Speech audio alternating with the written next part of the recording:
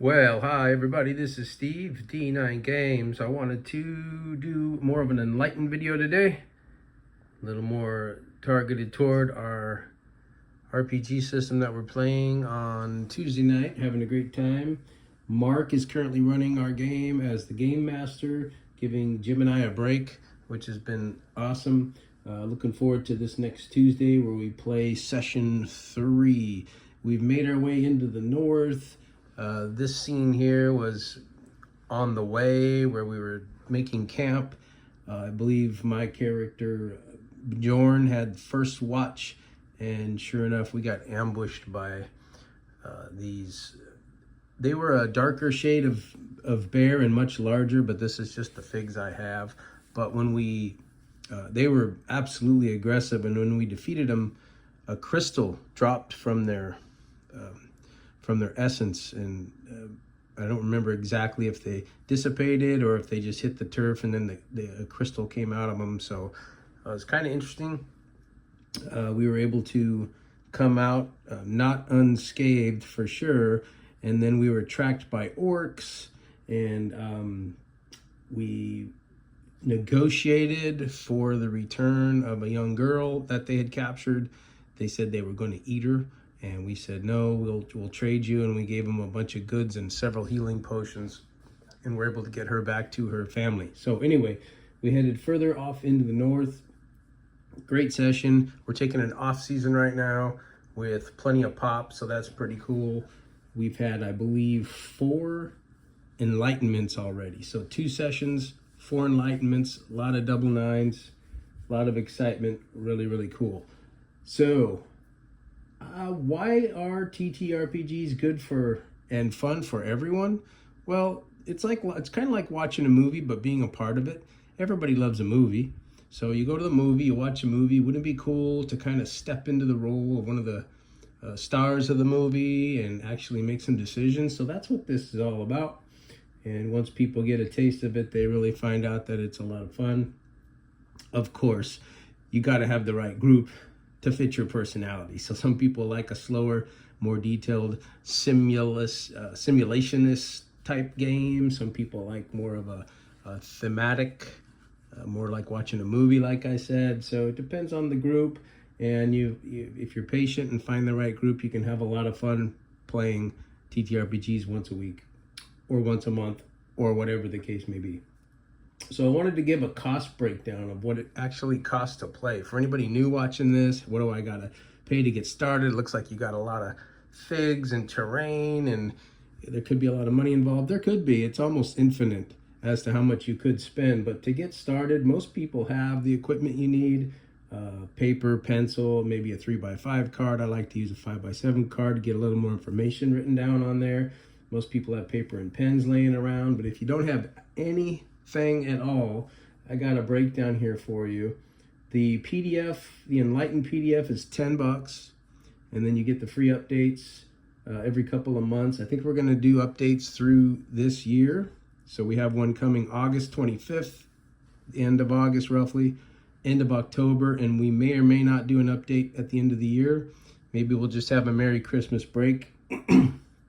And then we're planning on kickstarting a book for 2026. So we'll see how that goes. That's the plan anyway. But back to the cost. So if you're watching this and you're like, how much is this going to cost me to get started or play? Well, if you're going to run the game, it's not a lot different financially than if you're just going to be a player. Like I said, it depends on what you already have. But let me give you the breakdown. So the PDF's $10. You can get yourself a nice little hero mini. Some of these hero minis, you can get them in a set with other heroes. Maybe you go in with your friends and get a 5-pack or something. But they're anywhere from $5 to $10. So we'll say $10. Dice, so you got we use the 10-sided dice. We call them D9s. The 0's a 0. 9 is the highest number you can roll. Those are about $10. $6 to $10, depends on how fancy you want to get, and I'm sure you could spend even more. But let's say $10 there. We also use the mini D6s. I believe they're 10 or 12 millimeter, but we use a whole brick of them, which is 36. You never need any more than that. I think 30 or 33 might be the max. And those are the health dice, and you can have them just on the table where you play. It's good to have them out because the priest of the party or whoever's helping heal the group can see from across the table who's bleeding out and who needs help. So we'll say $10 for those as well. And then, like I said, paper and pencil and all the little, fine, the other stuff that you might need to write with, keep notes, maybe a notepad, whatever. So roughly tops $50.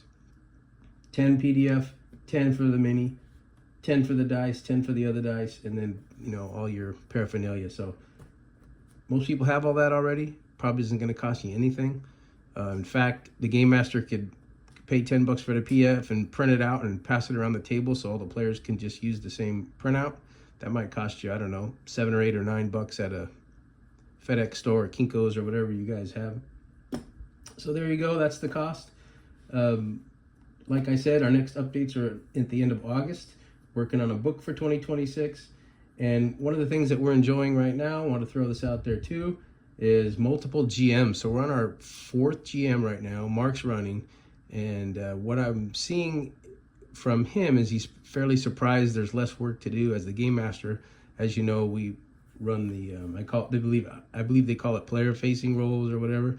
So the players are doing a lot of the action rolls and defense rolls, so it buzzes through the GM's turn rather quickly.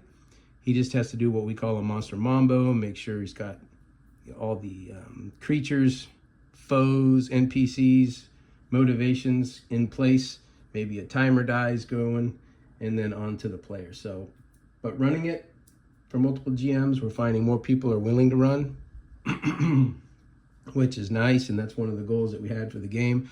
The more GMs you have, the more players, and the bigger these games are going to get. Quantified rules versus guidelines. One of the things that we pride ourselves on with the Enlightened system is the guidelines that are involved. So there's a lot of calls at the table, degrees of ease, degrees of difficulty, and guidelines for sure make the game more creative, unlimited, and not as quantified for sure, to keep the speed of play.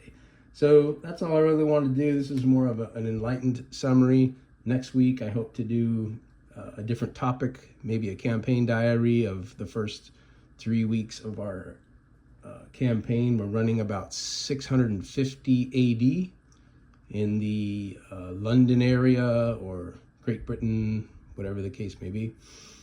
So that's it for today.